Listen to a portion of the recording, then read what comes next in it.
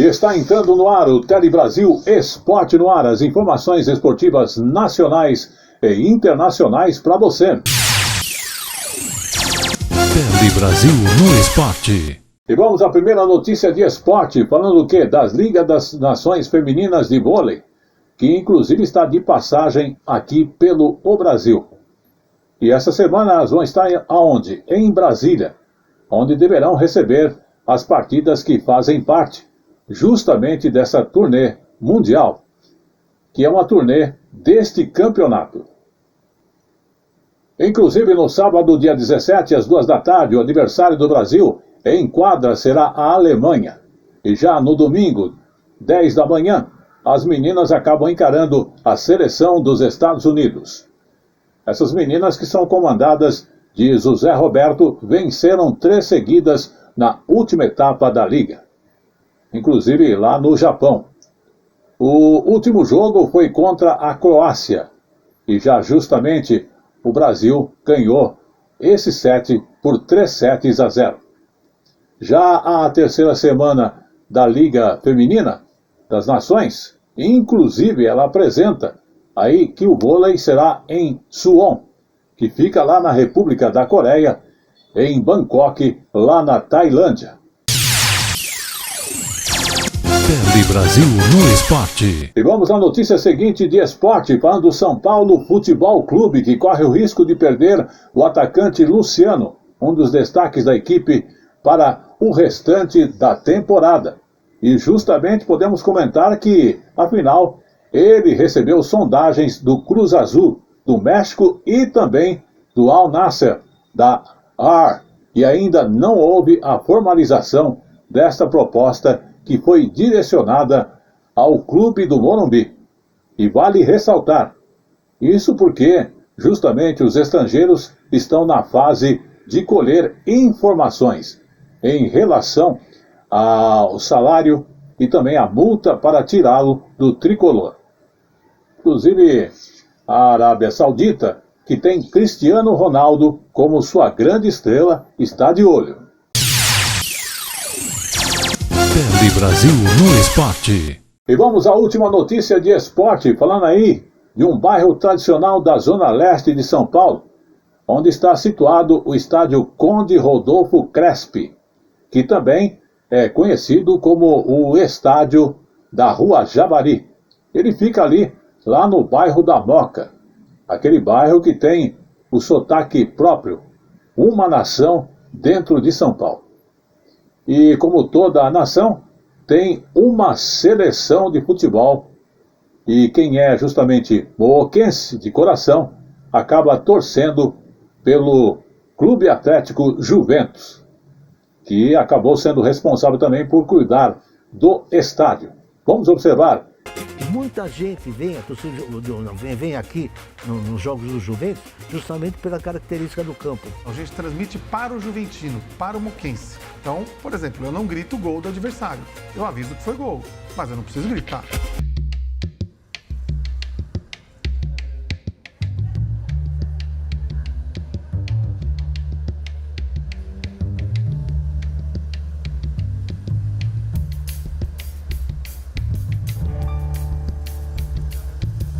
Um dia comum em um bairro comum da zona leste da cidade de São Paulo.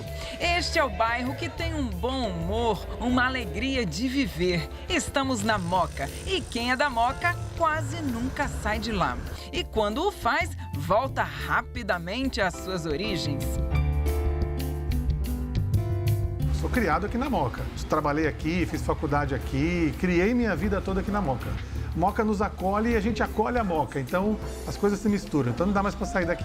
Um bairro com sotaque, bandeira, moeda e passaporte próprios. Quase uma nação soberana dentro da cidade de São Paulo. Um modo de vida especial. O moquense tem orgulho de ser o que é. Soberano, independente, federativo, é um estado alheio aos outros estados que a gente já conhece normalmente. A Moca é uma nação. A maioria dos moradores é de origem italiana e tem a pizza, o vinho e o bom humor como tradições nos momentos de folga. Moca, palavra de origem indígena, que quer dizer fazer casas, foi uma referência aos primeiros assentamentos europeus que se instalaram nesta área. Na época do Brasil colonial, foi um bairro considerado bem valorizado e foi beneficiado com a vinda dos ingleses e suas estradas de ferro no final do século XIX e começo do XX. O progresso trazido pelo comércio de exportação trouxe ao bairro muitos imigrantes italianos e espanhóis, atraídos pelo sucesso do café e da chegada de novas indústrias que, aos poucos, foram transformando a cidade. Com o desenrolar da história, eventos marcantes como o fim da Primeira Guerra Mundial em 1918, a Revolução Paulista ou Revolução Esquecida de 1924 e a de 1932 geraram um ambiente conturbado para a sociedade paulistana da época e principalmente para esse bairro. Porém, nada disso mudou o bom humor e alegria desse enclave chamado Moca. É nesse contexto que nasce o Clube Atlético Juventus, que só recebeu esse nome anos após a sua fundação. Sua origem está ligada a um caso curioso. Uma das indústrias têxteis do bairro da Moca, o Cotonifício Crespi, para elevar o ânimo de seus operários após anos muito conturbados, resolveu fundar um time de futebol. Embora o Conde Crespi, dono do Cotonifício, não fosse muito ligado em futebol. Seu esporte preferido era o hipismo, pois era dono de vários cavalos de corrida. A grande paixão dele eram corridas de cavalo. E tanto é que foi um dos incentivadores à criação do hipódromo da Moca. Criado a partir da união de dois outros times amadores da Moca, o Extra São Paulo Futebol Clube e os Cavalheiros Crespi Futebol, foi batizado com o nome Cotonifício Rodolfo Crespi Futebol Clube, em homenagem à fábrica de seu fundador. Crespi, o Cotonifício cresceu bastante. E dentro da fábrica existiam inúmeros times que se formavam para jogar na várzea. Praticamente cada seção dispunha de um time de futebol para jogar na várzea. Um desses times teve um pouco mais de destaque e em 1924 juntou-se com outro time que já atuava na várzea, que não era do Crespi, mas, ou seja, dois times fortes se uniram e formaram um time que passou a chamar Cotonifício Crespi Futebol Clube. E foi com esse nome que o clube do bairro da Moca entrou para a Associação Paulista de Esportes Atléticos, que depois se transformaria na atual Federação Paulista de Futebol. Em seus primeiros anos, participou de torneios amadores regionais e acabou sendo convidado para integrar a divisão principal da Associação Paulista. Só que a APIA tinha uma ou duas exigências. Uma delas era de que não poderia usar nome de empresa. Nenhum clube poderia usar nome de empresa. Não teria que trocar de nome. O Conde havia recém-chegado de uma viagem à Itália, onde ele tinha assistido uma partida que, segundo ele, foi uma partida sensacional, muito emocionante, entre a Juventus e o Turino, ambas equipes da cidade de Turim, do norte da Itália. E ele ficou entusiasmado e resolveu dar o nome da Juventus para o clube.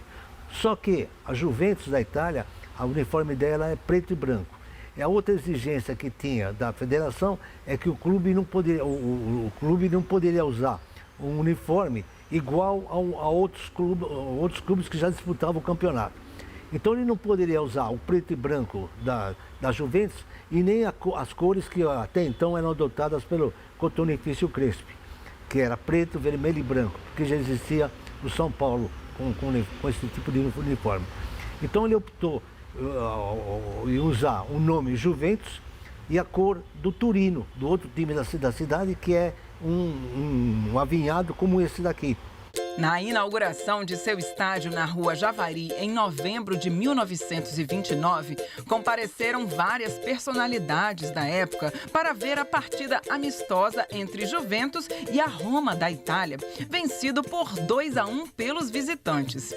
No ano de 1930, o Juventus passou a fazer parte da elite do futebol paulista.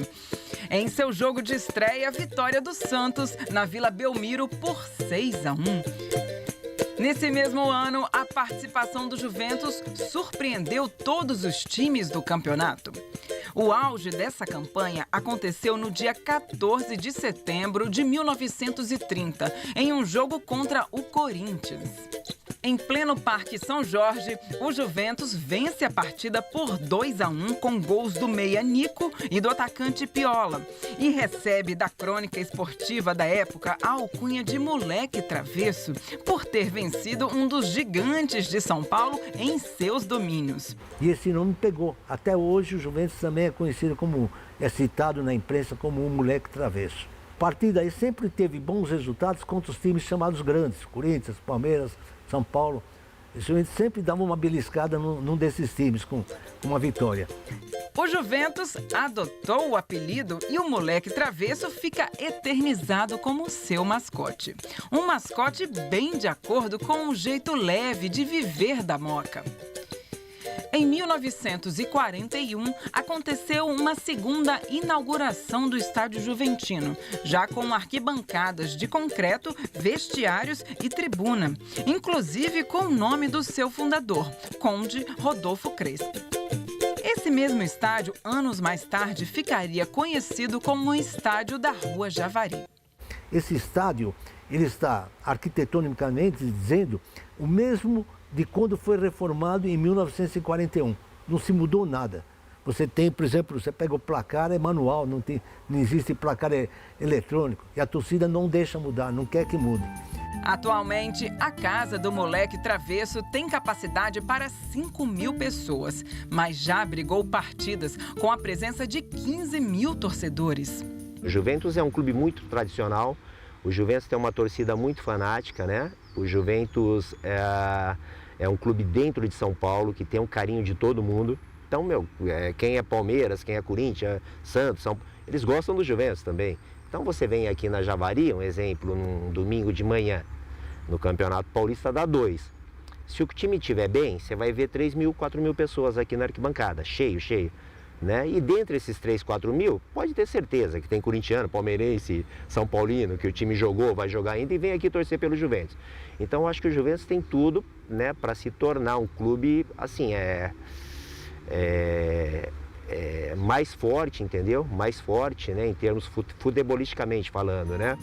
Foram anos de boas atuações em campeonatos estaduais e nacionais, culminando com uma excursão pela Europa em 1953, onde o time da Rua Javari enfrentaria times da Itália, Espanha e até Alemanha. O Juventus continua sendo um time muito querido pelos paulistas. E muita gente vem aqui nos jogos do Juventus justamente pela característica do campo. É um campo ainda tradicional, na época romântica do futebol, esse tipo de arquibancada, lembra dos campos ingleses do passado também, tá certo? E é isso que marca bastante o Juventus, essa tradição, o operário há um orgulho da torcida em dizer que a origem é operária. O time ainda leva muita gente para seu estádio nos jogos de domingo de manhã, que logo na entrada exibe um busto do maior de todos os tempos, Pelé. Mas o porquê desse busto do rei do futebol em plena Rua Javari? Essa história a gente conta já já. Foi o do famoso gol do Pelé. Eu tinha 12 anos e assisti em um lugar privilegiado, aqui em cima. Todo mundo tem um carinho especial pelo Juventus, né? Logo na entrada do estádio Conde Rodolfo Crespi, há um busto do atleta do século, Pelé. E essa estátua tem um motivo bastante curioso. Voltamos no tempo, mais precisamente para o Campeonato Paulista de 1959. A partida era entre Juventus e Santos. Estádio Rodolfo Crespi lotado com aproximadamente 10 mil torcedores.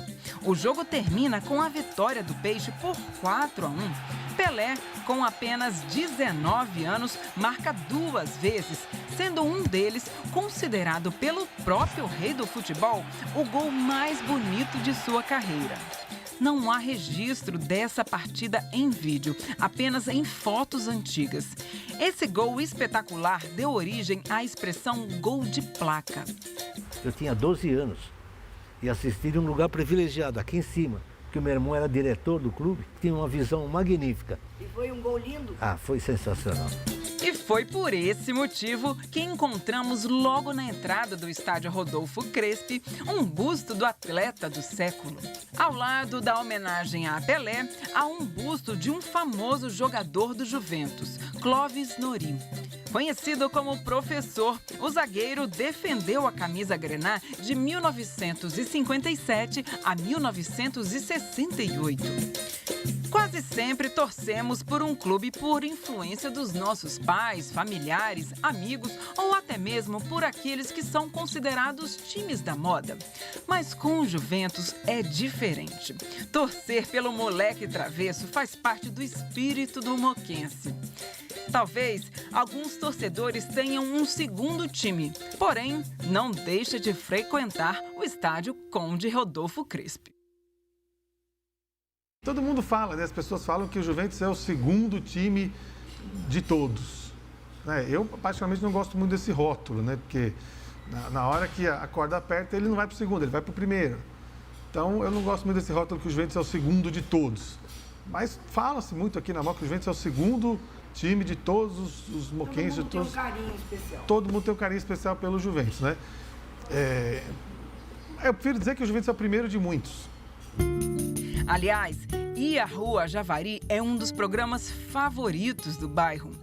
Ver o Juventus jogar, seja em qual torneio for, é um prazer em família, com amigos e até sozinho. É quase como voltar no tempo. Como eu falei da Moca, que a gente encontra as pessoas, a Javari é um lugar que você encontra as pessoas. Então, a gente encontra ali os amigos, a gente encontra os vizinhos, a gente vê pessoas que a gente não vê faz tempo. A Rua Javari é um ponto de encontro. Então, ali, além do jogo, claro, de você assistir o jogo, assistir a partida, torcer para o time, você encontra os amigos, você encontra, às vezes, até familiares que você não vê faz tempo, você encontra na Rua Javari. Então, a Javari é um ponto de encontro. Você coloca a fofoca em dia, o moquense gosta de uma boa fofoca. Você coloca a fofoca em dia ali na Rua Javari, conversa com todo mundo. É um momento que você se desliga um pouco da loucura do dia a dia e ali você fica na tranquilidade, conversa com as pessoas tranquila, assiste o jogo. É um momento de distração mesmo, de tranquilidade. Ir ao estádio é participar de uma celebração. Além de ser um ponto de encontro das famílias e amigos, comparecer à Rua Javari é um momento para esquecer os problemas. A família juventina é fiel, comparece, torce, chora, grita e se emociona. A Web Rádio Moca, ela é uma rádio pro moquense, pro juventino. Então, a gente vibra da mesma forma que o torcedor vibra. Então, o diferencial da Web Rádio Moca é esse. A nossa forma de transmissão, a gente transmite para o juventino, para o moquense. Então, por exemplo, eu não grito o gol do adversário. Eu aviso que foi gol, mas eu não preciso gritar. As transmissões começaram já há 10 anos atrás, em 2012. Não tinha ninguém que transmitia os jogos do Juventus, não tinha nenhuma informação qualquer dos jogos do Juventus. Então, principalmente quando o Juventus jogava fora de São Paulo, a gente não tinha informação. E aí a rádio veio com essa ideia, puxa, vamos tentar transmitir os jogos do Juventus para trazer informação para o moquense. E assim, aos poucos, foi começando a ir num estádio, em outro, e hoje, 10 anos depois, a gente vai em todos os jogos do Juventus. Onde o Juventus joga, a gente está lá, seja aqui em São Paulo, nos estádios aqui da Grande São Paulo, interior de São Paulo. Onde o Juventus jogar, a gente está com a rádio lá e transmite o jogo para todo mundo ver, para o mundo inteiro, né? Porque a internet vai para o mundo inteiro. A gente brinca até que às vezes tem mais gente ouvindo a gente do que dentro do estádio. Um dia, durante uma partida do Juventus, transmitida pela web rádio da Moca, o criador da rádio convidou Celso Abraão, dono da Casa de Esfirras, para participar de uma parceria. O melhor em campo, escolhido pela rádio, levaria como prêmio 15 esfirras e assim a nova tradição foi criada. A Casa de Esfirras Juventus fica a 600 metros do histórico estádio da Rua Javari e é ponto de encontro para antes ou depois dos Jogos do Moleque Travesso. A história da premiação da Esfirra Juventus com o clube, com a Web Rádio Moca, começou logo nos primeiros anos das nossas transmissões. Nós não tínhamos patrocinador, a gente ia meio que na cara e na coragem mesmo. E a Esfirra Juventus, através do Celso Abraão, ele apostou na Web Rádio Moca. E aí apostou na gente como patrocinador, patrocinou a rádio e ele deu a ideia. Ele, junto com o Marcelo Santos, que é o idealizador da rádio, deram a ideia. A gente podia dar uma premiação para o melhor em campo, como fazia lá nos anos 80.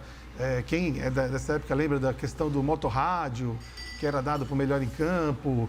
Vamos dar para o melhor em campo alguma coisa. Ah, vamos dar o quê? Ah, vamos dar esfirra. A Esfirra Juventus é a patrocinadora, a gente vai dar esfirra para o melhor em campo. E começou assim, tudo por amor ao Juventus, tudo, desde o começo. Todo mundo que trabalha na rádio, todo mundo é voluntário, todo mundo trabalha porque gosta do Juventus, todo mundo trabalha porque gosta do rádio, gosta da profissão. Então é todo um contexto, toda tudo criado para que a coisa funcione da forma mais profissional possível em prol do Juventus. O Moleque Travesso já produziu alguns momentos de glória que permanecem na memória do seu torcedor. Um deles é o título de campeão paulista amador de 1934. Esse campeonato foi conquistado bem no momento da virada do futebol amador para o profissional. Na época, a família Crespi se encontrava em dificuldades financeiras e sem dinheiro para manter um time de futebol. O Conde Crespi pede à Associação Paulista de Esportes Atléticos afastamento por 2 anos e passa a jogar os campeonatos amadores promovidos pela nova Federação Paulista de Futebol, filiada à Confederação Brasileira de Desportos. Nesse período, a CBD, atual CBF, realizava jogos com times que não queriam se profissionalizar. Para não ser retirado da principal associação do futebol paulista, o Juventus passa a disputar seus jogos na nova federação, com o nome de Clube Atlético Fiorentino. Jogando com os mesmos jogadores da época de Juventus, mas sob o novo nome, o Clube da Moca conquista a Taça de Campeão Paulista de 1934, ao bater a Ponte Preta por 5-3 no estádio da Rua Javari.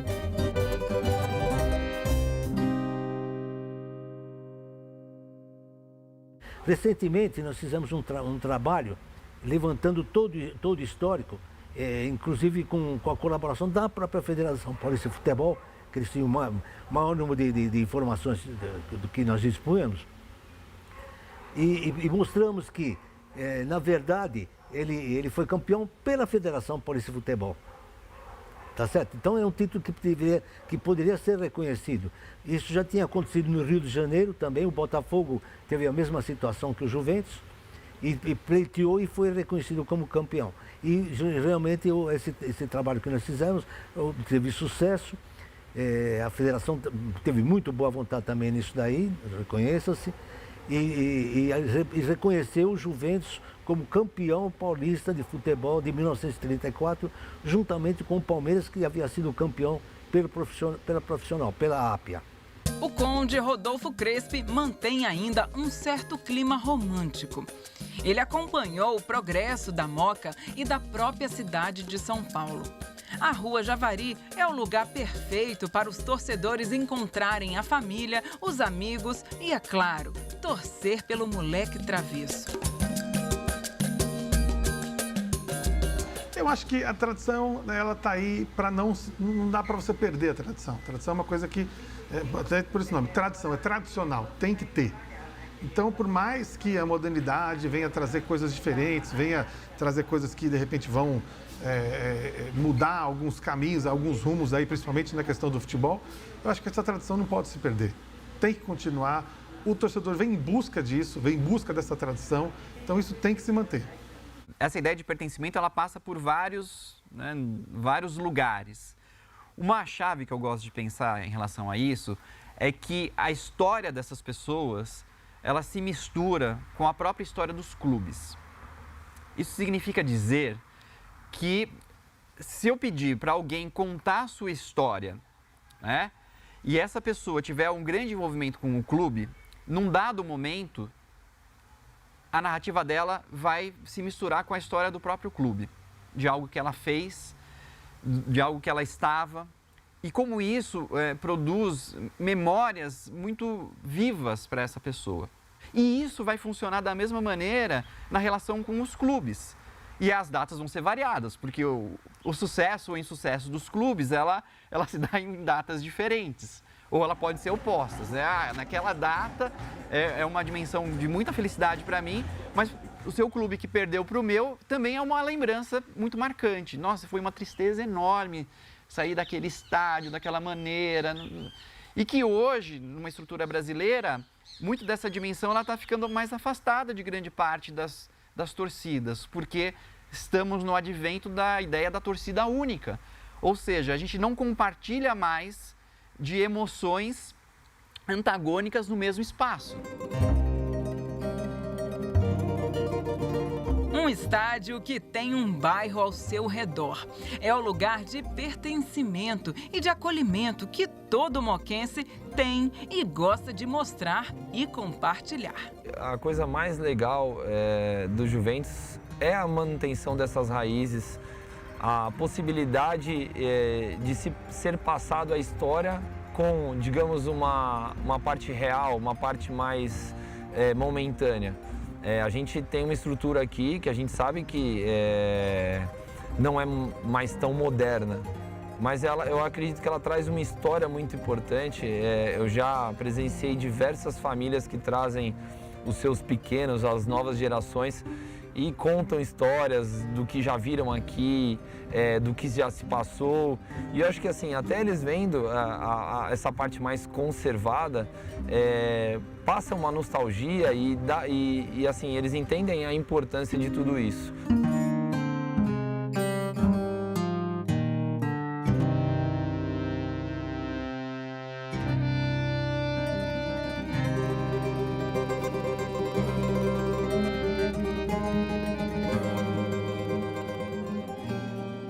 Nessa era hoje que a gente vive, você tem informação de tudo, todo mundo sabe de tudo, as redes sociais mostram tudo, até essas coisas que pode, as coisas que não pode também. Então, por que a gente também não pode mostrar a nossa paixão, que é o Juventus? A gente também pode mostrar isso, a gente quer mostrar isso. Todo mundo mostra as coisas que gosta. A gente gosta do Juventus, a gente gosta do futebol do Juventus, a gente gosta de vir na Rua Javari torcer para o Juventus, então a gente quer mostrar isso também. Se a Moca é um país, uma nação, tem hino, tem bandeira, tem brasão, tem moeda, tem passaporte, então tem que ter a sua seleção. Então a seleção da Moca é o Juventus.